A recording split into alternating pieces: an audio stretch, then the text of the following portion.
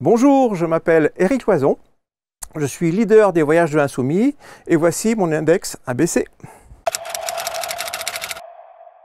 Leader des voyages de l'Insoumis, c'est déjà s'occuper de soi, bien se connaître, avoir une bonne pratique de soi et surtout pour pouvoir pratiquer cette passion. Et c'est vraiment une passion et mon métier c'est une passion et amener les gens du problème à la solution, c'est du Shakespeare, c'est top. Qui peut faire appel à moi? Plein de monde. Toutes ces personnes qui ont envie de changer de vie, de changer d'espace, d'être libres dans leur tête, avoir envie de rire, de sauter, de plus avoir ces problématiques d'angoisse, de peur et de choses comme ça. Enfin, bref, d'être heureux dans leur vie. Alors je dirais voyage, puisque tous les périples qu'on fait, ce sont des voyages avec soi, avec ce que l'on est, ce que l'on vit.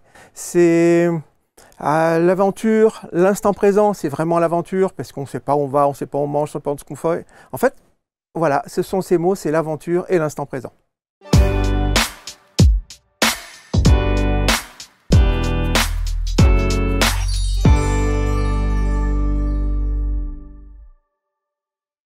Nouvel index ABC, merci de nous rejoindre avec un joli voyage pour d'abord se dépayser, peut-être se reconcentrer sur les fondamentaux de ce qui fait notre être. Ça, c'est la grande question existentielle. C'est ce que nous allons voir avec celui qui s'installe et qui se présente. Il s'appelle Éric Loison. Bonjour Éric. Mais bonjour Marc. Merci, merci infiniment. Ça me fait très plaisir d'être là. Je suis content qu'on puisse s'échanger parce que je trouve que votre expertise est assez étonnante, de par d'abord votre parcours. Et lorsqu'on demande à tous ceux et celles qui s'installent sur les canapés pour faire leur index, on demande une petite fiche de production pour avoir quelques éléments, évidemment, pour préparer tout cela. Et alors, vous, ça commence plutôt mal. Très mal. Dans votre vie, c'est pas un parcours simple. C'est un peu atypique, ouais. Hein, vous voulez bien le raconter? Ah oui, ben voilà, donc un peu atypique, parce qu'en fait, je suis né avec une malformation ici dans mon cerveau, et ce qui fait que je n'arrive à pas avoir de mémoire. Donc en fait, mon passé s'efface et mon futur, j'arrive du mal à projeter. Donc en fait, le cadeau, c'est de vivre dans l'instant présent. Alors déjà, je vais vous dire, ça c'est un cadeau extraordinaire. Vous savez qu'il y a des gens qui luttent en permanence tous les jours pour être dans cet instant présent. C'est tout qui veulent, moi c'est automatique. D'accord. Alors le problème c'est que maintenant vous en parlez avec le sourire, sauf que quand vous êtes petit, c'est beaucoup plus compliqué que ça. C'est galère parce que rien ne rentre, on n'apprend pas l'étape de multiplication, ça ne marche pas, rien, voilà, rien ne fonctionne. Au bout de la 6e, on est jeté dehors de l'école parce que personne ne nous veut. Parce que... À quel moment on vous diagnostique avec cette problématique? Je sais pas, je devais avoir 6-7 ans en fait. Vous voyez que vous en souvenez. Oui, non mais... Bravo. Je rigole. Quel bon piège. Je rigole. Voilà, non, j'ai quand même des fondamentaux, j'arrive à me souvenir, mais je plaisante. voilà. Bon. En tout cas, ça vous impacte, vous dites, au contact des autres, mon cerveau s'est grippé, j'ai perdu la capacité de retenir la moindre information, je suis sorti donc de l'école en 6e, vous le disiez, au point que vous vivez comme un ermite. Complètement, complètement, j'étais dans une maison, en plus on était dans une maison, dans un Mass Sevenol, à 3-4 km de la première maison, donc il n'y avait pas un voisin, il n'y avait personne, donc l'ermite c'était bien là, dès que je voyais quelqu'un qui arrivait, je partais en courant parce que voilà, tout me faisait peur, quoi. Et ensuite, c'était les filles. Alors, je ne changeais pas de trottoir, je changeais de rue carrément. Donc, voilà. Donc, aucune vie sociale? Aucune vie sociale, zéro, à part les poules, les chiens, les chats. Et voilà. C'était tout ce que j'avais. Ça dure combien de temps, ça? Oh, ça a duré bien longtemps, puisqu'en fait, jusqu'au moment où j'en ai eu marre. Marre de cette souffrance, marre de me renfermer sur moi-même, et envie de mourir. Et du coup... Oui, vous parlez de suicide. Hein. Oui, exactement. Parce que quand c'est trop fort, quand c'est trop profond, la douleur est là et ne pas pouvoir s'en sortir, ne pas pouvoir communiquer et de vivre avec joie. Tous les autres qui s'amusent et puis pas moi. Donc, alors j'ai beau partir en voyage dans ma tête. Déjà, j'étais dans les voyages, mais je construisais mon monde à moi. Et puis à un moment, je me dis j'en ai marre, donc du coup je vais aller dans ce monde et du coup je me suis engagé dans l'armée, dans les paras, dans les commandos. Donc là j'étais obligé carrément de faire on-off et de me battre pour dire voilà, il faut que je vive. Et du coup j'étais en groupe et je ne pouvais pas y échapper. Et la transition a dû être extrêmement brutale. Très difficile, très brutale, voilà, tout le monde se foutait de moi, enfin voilà, c'était hyper compliqué. Et ça a été 3 années, parce que j'ai fait 3 ans d'armée, donc 3 années très difficiles, mais qui m'ont tellement appris, puisqu'en fait j'ai appris ce qu'on appelle la loi du Perse, en fait, à la règle, les lois, et un peu d'autonomie par rapport à tout ça, jusqu'au moment où je suis sorti grandi. Et me rendre compte qu'en fait, laisser l'autre avoir raison, ça devient un must. Donc en fait, j'ai arrêté de me battre pour comprendre qu'en fait, que la vie est tellement plus simple. Et de cette armée, j'en ai servi beaucoup de qualité, parce que pour moi, ça m'a appris justement à vivre. Expliquez-nous, qu'est-ce que ça veut dire cette phrase? Donc, laisser l'autre avoir raison, ça veut dire que c'est quoi? C'est une sorte de soumission Pas du tout. Ça n'a plus envie d'avoir à argumenter? C'est-à-dire qu'en fait, si par exemple, je suis un commerçant et je veux vendre mes choux et mes salades, je vais argumenter mes salades parce que c'est les meilleures, elles sont bio et tout ça.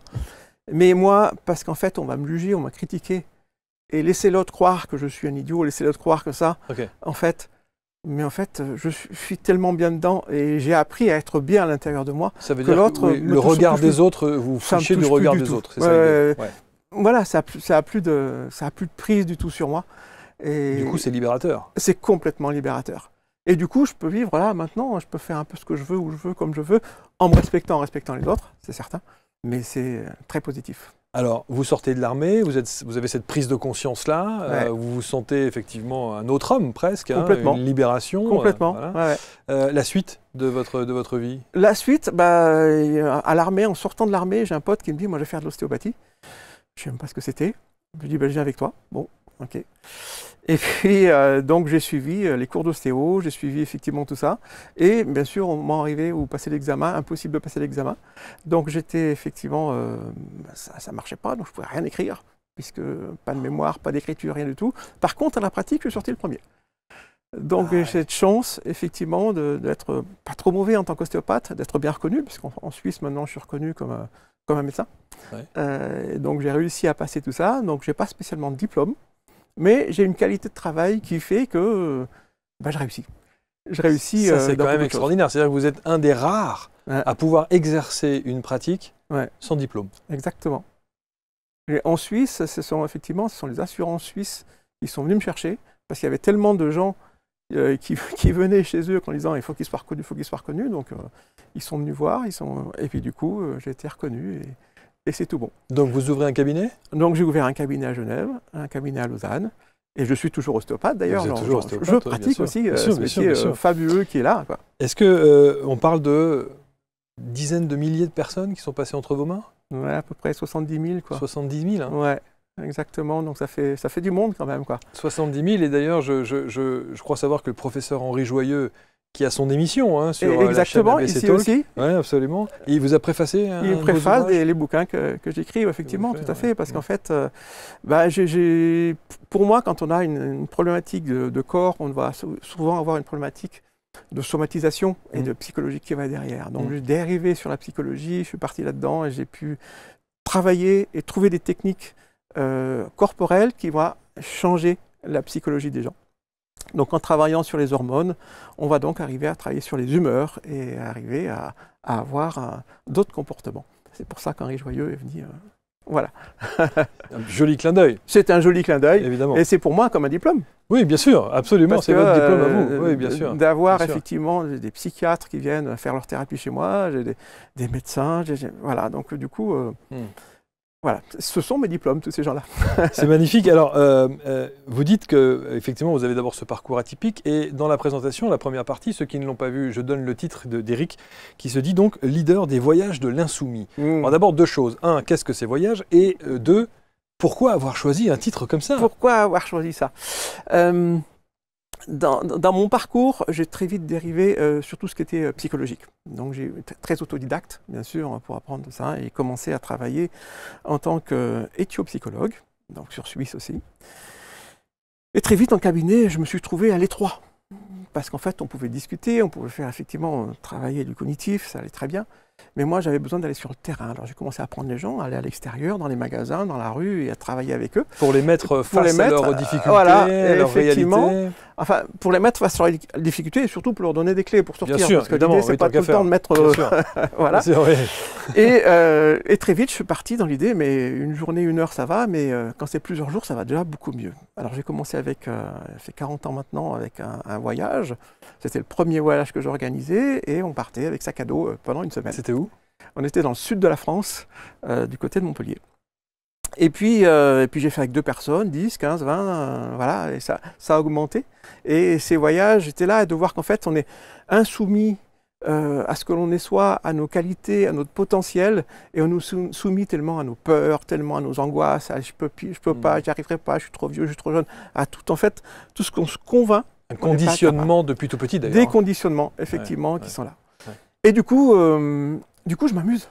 J'adore faire mes voyages parce que je joue avec les gens jouent avec moi, et on joue en fait avec notre passé, avec ce que l'on est, avec nos problématiques, et pour s'apercevoir qu'en fait, la douleur que l'on ressent en fait, qui paraît très vraie, qui fait mal, en fait, il n'y a rien. C'est pas matériel, ça n'existe pas. Et de s'apercevoir que ça n'existe pas, en fait, ça dédramatise beaucoup de choses et on arrive à passer effectivement tous ces embûches. Et vous parlez de la douleur psychologique ou douleur physique? Ça peut être les deux. Les deux, la somatisation... Parce que la douleur physique, ça ne peut pas être rien.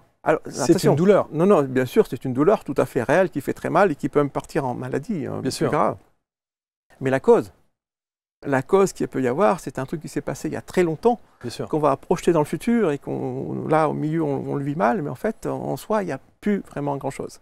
Donc, il faut arriver à remonter à tout ça. Et ça, c'est ce que je fais dans les voyages, c'est d'arriver à chacun d'entre nous à travailler, en fait, ce qui a pu nous débloquer pour ensuite sortir sur quelque chose où on puisse vivre l'instant présent sans avoir toutes ces douleurs et ça. Racontez-nous un exemple de voyage. D'abord une destination, qu'est-ce que vous avez eu l'occasion de faire en 40 ans vous avez dû C'est là on va arriver à une problématique parce qu'en fait... Me dites pas que vous vous en souvenez pas. Non. Ah bon? Non, là c'est autre chose. Donc, les voyages ont un thème, c'est-à-dire en fait je donne un aéroport, un port, une gare, je donne un point de départ, je donne le même point d'arrivée, et entre deux, on ne sait pas où on va, on ne sait pas où on mange, on ne sait pas ce qu'on va faire, on ne sait rien du tout. Moi je sais. Hein. Ah, vous savez quand même? Moi je sais quand même. Par sécurité? Oui, ça va. Donc oui. Moi, mon équipe, parce que je ne suis pas tout seul, a organisé ça, donc il y a une personne à peu près pour 5 personnes qui viennent, donc des encadrants, il y en a. Et en fait, je ne peux pas vraiment dire où on va, parce qu'en fait, à part dire le lieu, le dernier que j'ai fait, on est parti de Montpellier sur l'aéroport, on s'est revenu une semaine après, on était au même endroit. Entre deux, on disparaît. On ne sait pas où on va. Incroyable. Et on vit l'aventure et la grande aventure. Et ça commence dès l'aéroport. Et bien sûr, il va y avoir des exercices un peu tout le long. Alors, il faut que vous m'expliquiez, parce qu'une fois que vous êtes à l'aéroport de Montpellier, il y a bien une destination pour le coup. Exact. Donc, les gens ont des billets d'avion. Pas du tout. Ils ne savent pas, ils ont rendez-vous. Donc, soit je leur donne le billet d'avion, soit on va être une semaine sur le parking de l'aéroport. Mais non! Mais si! Mais non. Non. Alors, on n'est pas une semaine sur le parking. Oui, j'espère bien. Voilà. Non, mais ils vont prendre l'avion. Ils vont prendre... Ils prennent l'avion. Ils vont prendre des endroits... Ils vont aller dans des endroits magnifiques déjà. Ils vont prendre des moyens de locomotion superbes. Ok. Donc ça, c'est encore le... Voilà, on ne dévoile pas. Est-ce qu'ils doivent se préparer dans leur sac? Qu'est-ce qu'ils doivent mettre? Alors, avant, ils reçoivent un petit peu ce qu'ils doivent prendre dans leur valise. Checklist d'avion, une petite checklist, ce qu'il y a à faire. Rien de particulier. Donc, voilà. Ça, ils doivent s'attendre juste à être donc mieux. Ils ne savent pas s'ils vont à l'hôtel, s'ils vont dans une toile de tente, s'ils vont dormir à la Belle Étoile, ils ne savent pas. Rien du tout. Rien du tout. Alors, avant, on leur demande s'ils sont végétariens, on leur demande un peu tout ça. Donc, c'est normal pour respecter ce qu'ils sont. Donc, ça, c'est une chose. Et l'idée, en fait, des voyages, il y a quand même une idée maîtresse, c'est de montrer comment fonctionne l'inconscient. Donc, on a le conscient et l'inconscient. Souvent, on va se dire, allez, tiens, lundi, je commence, je vais faire mon régime, je vais arrêter de fumer. Ça, c'est lundi. C'est toujours lundi, d'ailleurs. On commence. Je ne sais pas pourquoi. Alors, il faut imaginer. Si lundi tombe un premier de l'an, c'est encore mieux. Oui, c'est vrai. Mardi ou le mercredi, c'est déjà mort. Vrai. Alors, qu'est-ce qui fait qu'on décide de faire quelque chose et que l'on ne va pas jusqu'au bout? Donc ça, c'est notre consciemment. On décide de quelque chose, inconsciemment. Plein de choses s'en emparent. Les vieux trucs viennent là et fait qu'on ne va pas jusqu'au bout. Et là, dans le voyage... c'est ce qui va se passer. C'est-à-dire qu'en fait, je vais donner des exercices du style, voilà, prends ton sac, tu le mets, ça peut être dans la voiture ou n'importe où. Donc ça, c'est un cadre. Et ensuite, j'ai fait ça, je vais tout faire pour pas que la personne y arrive. Attends, t'as mal au dos, toi, une semaine, je vais le prendre. Donc en fait, s'il me donne le sac, il a perdu. L'exercice, c'était d'arriver à ça. Alors ça, c'est bien sûr, c'est une petite beauté, mais toute la semaine, je vais donner des exercices conscients. Et une fois que j'ai donné, je vais tout faire pour pas que la personne y arrive. Il faut être plus fort que moi. Vous savez quoi? C'est une émission c'est une émission de télé à part entière. Ça pourrait, ouais. Ça pourrait complètement. C'est-à-dire pour tester la capacité des gens à être dans ce lâcher-prise et l'instant présent, c'est vachement bien. Voilà, mais comme c'est ma problématique et ma problématique, je l'ai travaillée, il faut bien se dire une chose, c'est que quand quelqu'un a une maladie de base pendant 10 ans, 15 ans et qu'il va voir un toubib, il en sait beaucoup plus que le toubib lui-même, parce qu'il a travaillé sur lui-même, il sait comment son truc. Et moi, mon truc, l'instant présent, c'est ma base à moi. C'est ce que je vis parce que c'est ma problématique. Bien et sûr. du coup, je l'ai travaillé pour en faire une qualité. Et du coup, toute cette passion, je la donne aux gens et on s'amuse, c'est top. Non, mais ça, c'est extraordinaire. Les gens, qui sont ces gens qui font ces voyages? Il y a de tout, il y a des chômeurs, il y a des banquiers, des médecins, il y a de tout. C'est toute personne en fait qui a envie de dire dans ma vie, tiens, j'aimerais un coup de pied pour que ma vie change. J'aimerais être mieux dans ma vie. Il y a tellement de choses, je suis pris dans mes conditionnements, j'arrive pas, je change pas de boulot, aujourd'hui divorcé, mais j'y arrive pas, je réfère ci, j'y arrive pas. Et tous ces gens-là qui ont besoin, je dirais, d'un coup de pied, bien gentil bien sûr, Ouais. mais qui ont envie de changer de vie. Et donc vous sentez la transformation? Complètement, radicalement. À toute personne, il n'y a pas une personne à qui ça n'est pas arrivé. Il y a des centaines et des centaines de personnes qui ont fait ça. Ça fait 40 ans que vous faites ça? Ouais. Mais c'est incroyable. Des centaines de personnes sont venues. Mais alors, déjà, bon, je vais vous dire sincèrement, déjà rien que pour moi, ça c'est surréaliste dans le sens où si je ne sais pas où je vais dormir, s'il y a la clim et si éventuellement il y a du Wi-Fi, c'est juste pas possible. Hein, voilà. Mais là, pour le coup, on y va vraiment à l'aveugle. D'abord, ils sont déjà, en faisant cette démarche, dans une démarche de lâcher prise, parce qu'ils vous font totalement confiance. Complètement, ouais. Complètement. Déjà. Complètement, ouais. Disons que j'ai pas mal de gens qui sont venus parce qu'en fait, ils ont leurs voisins, ils ont leurs copines, ils ont quelqu'un qui a fait des voyages. Et quand ils reviennent, ils font « Mais qu'est-ce que tu as fait? C'est pas possible, tu vas tellement mieux, il y a tellement mieux. » Donc en fait, c'est quoi la potion magique? La potion magique, voilà, il faut venir au voyage et ça va aussi changer avec une potion de magique. Ça, c'est vraiment incroyable. Qu'est-ce que les gens vous disent à l'issue? Est-ce que vous avez des histoires de gens qui effectivement viennent avec une problématique, font votre voyage et puis repartent et que vous revoyez quelques semaines ou quelques mois après qui vous disent « Waouh, ça a vraiment changé ma vie ». Ouais, quasi tous. Quasi tous parce qu'en fait, on ne peut pas ressortir. Quand on a touché à quelque chose de neuf qu'on ne connaissait pas, on a envie d'y retourner. On va trouver un bon resto, on est dans celui-là, c'est le resto. Mais qu'est-ce qu'il est bon? J'y retourne la semaine prochaine. Et c'est pareil, quand on est mieux avec soi-même, on a envie de rester dans ce mieux, quoi. Alors, il se peut que la famille, si on vit avec soit un pervers ou quelque chose comme ça soit difficile. Ça, je ne conviens pas qu'effectivement on est à l'extérieur. Mais en attendant, c'est une chance magnifique d'avoir goûté à vivre autrement. Et c'est possible. Et est-ce qu'on est dans le dépassement de soi, là, pour le coup? Du début jusqu'à la fin. La zone de confort, on en sort tout de suite. Et justement, il faut avoir confiance. Il faut me faire confiance ici là-dessus. Oui, clairement, il faut faire confiance au processus. Bon, en même temps, vous avez l'expérience, vous avez le recul, vous avez les années d'expérience, donc évidemment, on se dit là, que, maintenant, je suis un peu rodé. Là. Oui, c'est ça. Voilà. Et du coup, vous ne dévoilez jamais vos destinations? Jamais. Et là, vous ne pouvez pas nous dire où on va? Non. Non, je suis au point de départ, là. Donc, il y a un point de départ, il y en a un qui va se faire sur Genève, le point de départ. Et c'est un des plus petits voyages que j'organise sur 3 jours. Et c'est dans la série « Je m'en fous ». Donc, je m'en fous, je te capte pas. Donc, en fait, c'est au niveau de la communication entre soi-même et les autres. J'aime bien le... Non, mais oui, parce que je me dis... Non, mais vous imaginez, non, mais je me mets à la place. Tu vas où? Je vais faire un voyage. Oh, formidable, tu vas où? Je m'en fous, je te capte pas. Non, mais... Exactement. Ça donne bien déjà... le ton. Voilà. C'est un peu ça toute la série. Ça veut dire que les gens vont pas se parler? Ah, si, ils vont essayer de s'entendre, et puis justement de s'écouter, de s'entendre pour une fois dans leur vie. Justement pour qu'on arrive à se capter, c'est la base de la communication, de pourquoi on n'arrive pas à se parler. Pour mettre en place un voyage comme ça, est-ce que vous castez un peu les gens en fonction des personnalités? Parce que votre concept peut tomber à l'eau si vous tombez sur des gens qui sont pas raccord avec ce que vous faites, ou en tout cas qui ont, en plein milieu du séjour, pètent un câble, ou se disent non, moi je fais pas ça. Vous voyez ce que je veux dire? Ouais, tout à fait, mais en fait, ça se passe pas comme ça. Une semaine, pour moi, 8 jours de voyage égale 8 mois de travail. Donc j'ai, pour moi, en préparation, 1 mois de travail pour 1 jour de voyage avec les gens. Ah ouais. Donc ça prend du temps. Et pourquoi? Parce que justement, n'importe qui, tout le monde peut arriver, peut venir avec n'importe quelle problématique. Il doit y avoir la solution dedans. Donc c'est réfléchi en amont. Donc vous adaptez le voyage en fonction du besoin de chaque personne qui vient dans votre voyage. Qui va venir. Et ça, c'est préparer. C'est pour ça que ça prend 3 temps. Donc 3 jours, c'est à peu près 4 mois de réflexion pour faire un voyage de 3 jours. Tout est préparé, tout est mis en boîte, tout est... Voilà, c'est comme ici, c'est un studio, il y a plein de choses qui sont derrière. Et pour les voyages, c'est la même chose. Tout doit être présent, tout doit être là. Quelle que soit la personne. Combien de personnes travaillent avec vous? J'ai une personne pour 5. Voilà. C'est ça, une personne pour 5. Voilà. Donc, sur un et le nombre de groupes? Alors, le nombre de personnes, donc on peut être 10 et 12 personnes. Okay. J'ai eu pris maintenant, quand je travaillais, je faisais beaucoup de cabinets, je travaillais beaucoup plus. Donc, je n'avais pas le temps, donc je prenais plus de personnes. Maintenant, pour une qualité, je préfère pas prendre plus de 10 à 12 personnes.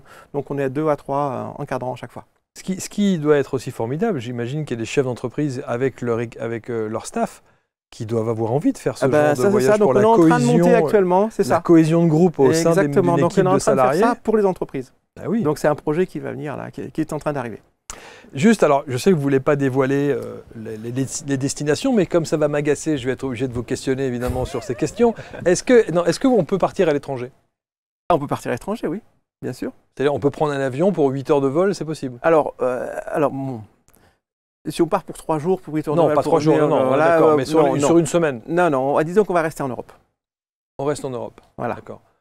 Dans un pays chaud ou un pays... Bon, les amis, on y reviendra la prochaine fois. Non, mais c'est absolument fascinant, ce principe-là. D'abord, je pense que c'est unique au monde, ça. Vous n'avez pas d'équivalent, personne ne fait la même chose que vous.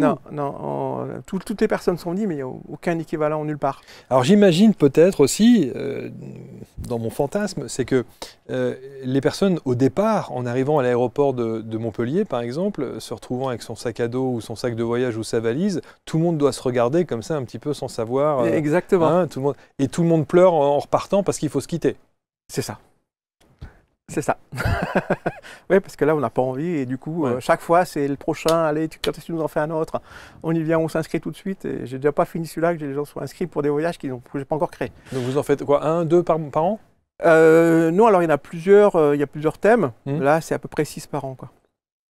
D'accord. Dont le je m'en fous, je te calcule pas. Dont je m'en fous, voilà, tout à fait. Alors le prochain, ça sera je m'en fous, je gonfle mon ego.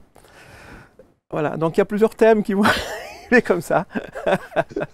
Je m'en fous, je gonfle mon ego. Alors qu'en fait, tout le monde travaille pour essayer de maîtriser son ego. Exactement. Hein. Mais pour quelqu'un qui n'a pas confiance en lui, de le gonfler, c'est pas mal. Donc, à chaque fois que vous avez mis en place des voyages comme ça, il y a, au-delà de l'aspect un peu ludique, fun, machin, il y a quand même un vrai raisonnement presque thérapeutique derrière. Ah, complètement, oui, tout à fait. Tout à fait. Je veux dire, un mois de préparation pour un jour, personne ne fait ça nulle part. Pour moi, je m'amuse dans mes voyages. J'imagine. Les personnes mettent leur vie ici, sur mon bureau. J'ai pas le droit de jouer avec eux. Alors, autant je vais jouer avec eux, on va rigoler, mais je peux pas. Je dois respecter ces gens-là. Ils attendent quelque chose de moi. Donc, je vais faire le maximum pour les aider. Moi, c'est sur le casting. Il doit y avoir des fortes têtes. Il y a peut-être des gens qui se disent « Attends, moi, je vais le faire, mais il ne va pas nous la faire. Parce que je vais gérer la situation, je vais le mettre... C'est moi qui vais le challenger plus que lui. » Exactement. Il y en a qui doivent arriver avec cet état d'esprit-là. Donc ça, vous le savez, ça? Vous avez déjà cerné la personnalité? Je vois très vite. Enfin, généralement, il me faut 5 à 10 minutes pour voir une personne quand je ne la connais pas. Donc, c'est mort. Et oui, ça va très vite. Mais la personne qui... vous êtes obligé de les rencontrer en... Non, j'ai plus besoin maintenant. Au téléphone au moins une fois? Oui, au téléphone, oui. Ouais, ça vous échangez un peu au téléphone et vous sentez tout de suite. Ouais, voilà, d'accord. Et donc vous pouvez vous dire à ce moment-là, lui, je ne vais pas le mettre dans cette session, je vais plutôt le mettre dans l'autre session parce que ça sera plus intéressant. Ça pourrait, mais en fait, toutes les sessions sont prévues pour qu'il y ait tous les caractères qui arrivent. Donc, en fait, c'est un Rubik's Cube, c'est ça. Éric Loison. C'est le Rubik's Cube du voyage, c'est-à-dire qu'il y a 36 couleurs, 12 000 facettes, c'est ça. Mais on fait toujours le cube. Et on y arrive toujours. Et on y arrive toujours. Toujours. Je suis assez étonné parce que je ne vous cache pas que quand j'ai vu effectivement leader des voyages de l'Insoumis, je me suis dit voilà, c'est encore un tour opérateur à sa façon, comme il y a des dizaines de voyages spirituels, il y en a plein, hein, exactement. Ou de développement personnel, il y en a beaucoup. Vous, non seulement vous avez une thématique, mais personne ne sait où on va. Non, rien. Ça n'existe pas ce que je fais. Qu'est-ce que vous aimeriez maintenant D'abord, vous faites l'index pourquoi? Pour faire connaître ça? Oui, Alors pour que ça faire fait, connaître, 40 ans, parce qu'en fait, mais ça fait 40 ans que vous oui, le mais faites. ça fait 40 ans, mais ça fait 40 ans que j'avais mon cabinet d'éthiopsychologue et 40 ans d'ostéopathie. Donc en fait, j'ai pas mis la sauce, je m'amusais pendant tout ce temps-là. Maintenant, je ferme tout ça et le reste de ma vie, je le consacrais à ça. Donc maintenant, c'est l'année où je lançais tout ça. Et puis j'ai tellement de retours positifs et tellement les gens me disent mais le prochain, donc ça commence à pousser un peu. Et du coup, donc, je me lance, donc je suis en train de monter, de finir de monter mon équipe, et voilà, c'est top, c'est magnifique. Et ça me fait vraiment plaisir d'amener ça dans des futurs voyages qui sont en train de se créer. Il y en a 3 qui sont en cogitation. En cogitation, ouais, comme on c'est dit, parti hein. maintenant, c'est lancé Est-ce qu'il y a de belles amitiés qui se créent? automatiquement. De belles rencontres? Automatiquement. Des amours? Oui, entre, oui, bien Entre, sûr. Oui, entre, oui, bien J'imagine. sûr. Oui, parce que quand on vit des choses fortes, ça ne s'oublie pas. Quoi. Des pleurs? Oh, oui.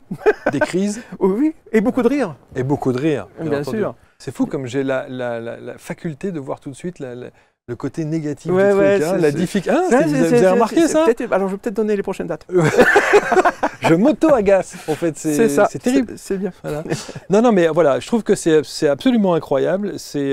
Comment on rentre en contact avec vous, à part évidemment sur l'ensemble autour de cette vidéo, vous avez tous les liens pour entrer en contact avec Éric Loison. Il y a un site spécifique? Donc, il y a un site, donc c'est lesvoyagesdel'insoumis.com. Ouais. Et puis voilà, on y est bon dessus. Donc, Prochaine session? prochaine session. Alors maintenant, c'est fini pour cette année. Là, on est en préparation des prochains voyages. C'est en mai l'année prochaine. Vous partez jamais en hiver? Pour l'instant, pas. Donc vous ne faites pas de destination nordique dans l'Europe du Nord? C'est pas dit. Mais jamais en hiver parce que nous, on a nos préparations ensuite pour l'été. Donc les gens préfèrent généralement être aussi à l'extérieur, un peu dehors, quoi. Donc on préfère un peu le soleil. Est-ce qu'il y a un petit côté roots, tente et compagnie, c'est possible ça ou pas? Il y a un petit côté plaisir. Non, c'est pas ma question.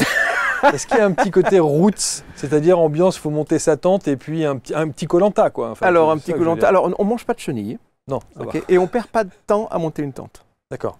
Donc ça veut dire qu'on dort dans du dur. Voilà. Bon. Et pour manger, On mange très bien. on mange très bien. Ah, on mange très bien. Bah, C'est pas du Koh-Lanta. Non, on mange très bien. Tout est prévu. Voilà. Tout est prévu, il n'y a rien à faire. Pour l'hygiène, on peut se doucher sans problème. Exactement. Bon, d'accord. Tout à fait. Okay. Oui, Ça, non, c'est quand même- tout est prévu, mais bon, peut-être pas comme on le pense, mais tout est prévu. Oh là là, l'art du suspense, l'art du doute permanent. Mais attends. Mais vous savez faire, non, c'est formidable. Je suis ravi en tout cas d'abord de vous rencontrer, Éric. Ouais. J'avais évidemment entendu parler de vous, mais je ne savais pas du tout l'angle que vous preniez au travers de ces voyages de l'insoumis, encore moins la difficulté, la particularité de ne pas savoir où on va. Ce qui peut être angoissant. Hein. Ah, ça l'est. Il y a des gens qui ne viennent pas à cause de ça. Bien sûr, tout à fait. C'est peut-être aussi une manière de faire, au travers de l'index, de dire que, encore une fois, tout est bordé, hein, on est bien d'accord. Tout est bordé. Il ne peut absolument rien vous ouais. arriver. Non. Hein. On ne va pas se retrouver à gravir une montagne parce qu'on ne sait pas faire ou faire de la spéléo parce qu'on est claustro. Non, pas du tout. Non, je veux dire, là, je suis moi, il y a 2 personnes qui vont m'encadrer, mais en fait, il y a 14 à 15 personnes qui sont impliquées par voyage. Donc, on n'est pas seul. Il y a des guides sur place? Il y a des gens très intéressants. Il ne faut rien lâcher. Il ne faut rien lâcher, le Éric. C'est fou, c'est complètement fou ce voyage. Merci en tout cas, merci Éric. Éric Loison, plaisir. Notez bien, le leader des voyages de l'insoumis. C'est vrai que c'est du team building. Hein, c'est un peu ça, hein, de la cohésion de groupe, ouais. De la remise en question. Voilà. Peut-être voir pousser un petit peu ses limites. On va dire un petit peu. De quoi on est capable. Ouais. Ça peut être sportif aussi un peu. Ça peut être très intéressant, vivant, joyeux. Sportif. Et sympa. Avec des exercices. Avec des exercices. Je pense que c'est l'interview de l'index la plus compliquée que j'ai eu l'occasion de donner depuis le démarrage de ce rendez-vous. Merci infiniment Éric. C'était très Merci cool. beaucoup et on se retrouve très très vite et vous continuez évidemment à commenter, à partager et prendre contact avec Éric parce que je pense que l'expérience vaut le détour. Salut à tous. Bonsoir.